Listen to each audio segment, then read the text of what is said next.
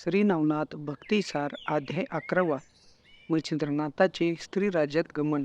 जालिंदरनाथाची जन्मकथा.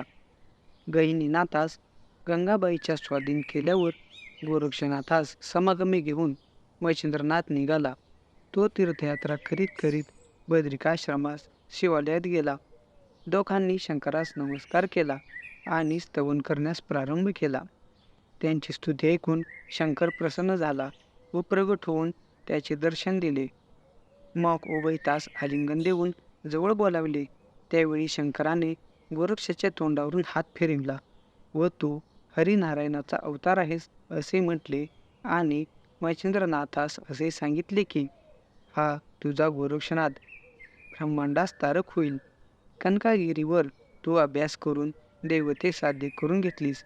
श्रीराम, नरसिंह, सूर्य, हनुमंत, कालिका वगैरे वीरांसह वर्तमान भैरवाला बोलाविलेस.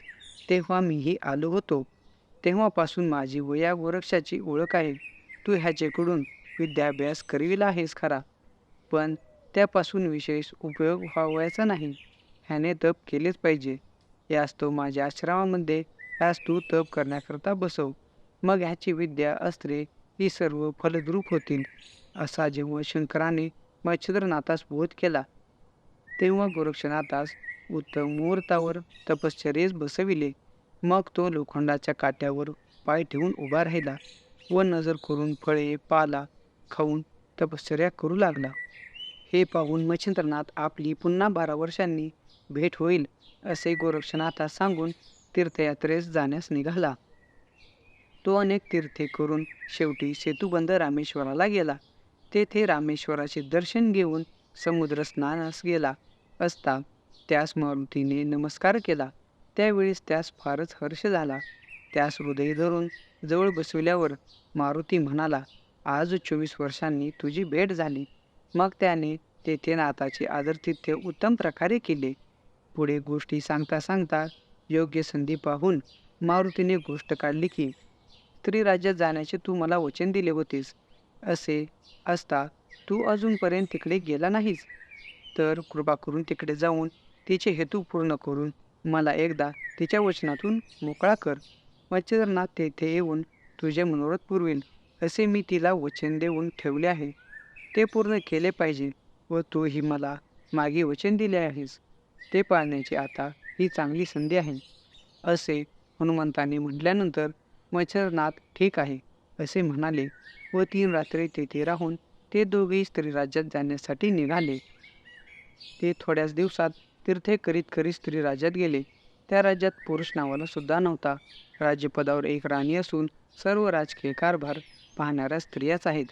त्या राज्यकारभार सुयंत्र चालवीत.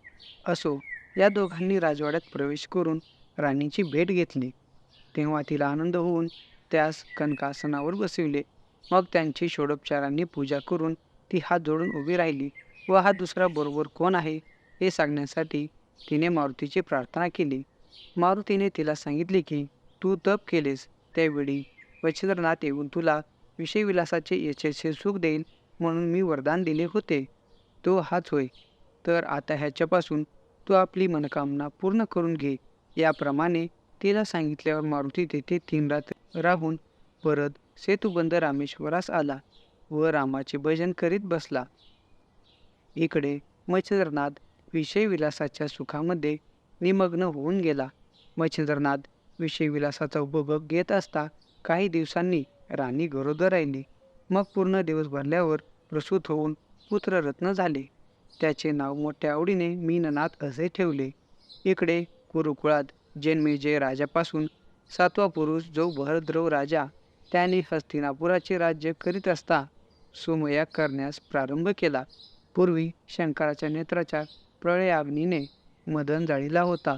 तो अग्नीच्या उदरात ओढत होता. त्यात अंतरिक्ष नारायणाने संचार करून तो गर्भ अग्निकुंडात टाकला. पूर्णाहुती झाल्यानंतर यज्ञकुंडातील रक्षा घेण्यासाठी ब्राह्मणांनी हात घातला. तेव्हा मुलगा हातास लागून त्याचे रडणेही त्यास ऐकू येऊ लागले. मग पुरोहिताने ही गोष्ट राजास कळविली. त्या मुलास पाहून बृहद्रवा राजास संतोष झाला. त्यास राजाने आपल्या हातात घेतले व त्याचे मुखे तो घेऊ लागला हा प्रत्यक्ष मदनाचा पुतळा असे राजास वाटले. मग राजा बालकास घेऊन घाईघाईने अंतपुरात सुराचना राणीकडे गेला. तिचे रूप देवांगनेप्रमाणे होते. कुरुकुळास तारण्यासाठी साक्षात रमा, सरस्वती किंवा पार्वती अवतरली आहे असे वाटे. मुलगा कोणाचा म्हणून विचारल्यावर राजाने तिला सांगितले की हा अग्नी नारायणाने प्रसाद दिला आहे. मिनके तर तुला एक पुत्र आहेच, त्यास ह्याचे पाठबळ होईल.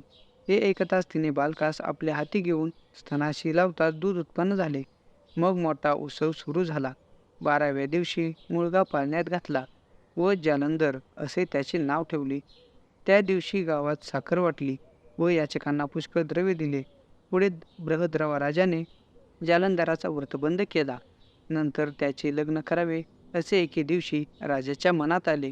त्यावरून त्याने धूमिन प्रधानाबरोबर पुरोहितास देऊन उत्तमुली पाहण्यासाठी पाठविले.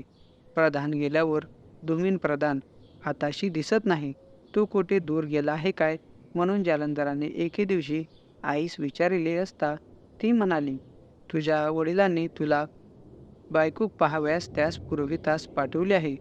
तेव्हा बायको कशी असते असे त्याने तिला विचारल्यावर माझ्यासारखी असते म्हणून तिने उत्तर दिले. ही गोष्ट लक्षात ठेवून त्याने खेळावयास गेल्यावर आपल्या खेळगड्यास विचारले की गड्यांनो, माझे आईवडील मला बायको करून देणार आहेत, तर ती कशासाठी करतात ह्याची माहिती तुम्हास असली तर मला सांगा. असे त्याने विचारल्यावर मुलांना त्याच्या अज्ञानाचे फारच नवल वाटले. त्यास त्यांनी सर्व कारण उघड करून सांगितले. तेव्हा तो मनात विचार करू लागला की हे जग परम अधम आहे.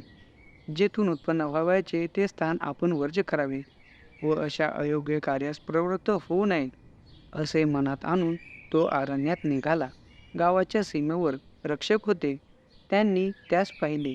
मग राजपुत्र असल्यामुळे त्यांनी त्यास कोठे जातोस म्हणून विचारले नाही, मात्र मनुष्य पाठवून ही गोष्ट त्यांना राजास कळविली. ती ऐकताच राजा घाबरून धावत आला व तोही अरण्यात शोध करू लागला. अंधार पडेपर्यंत पुष्कळ लोक एकसारखे त्यास धुंडीत होते, पण पत्ता लागला नाही.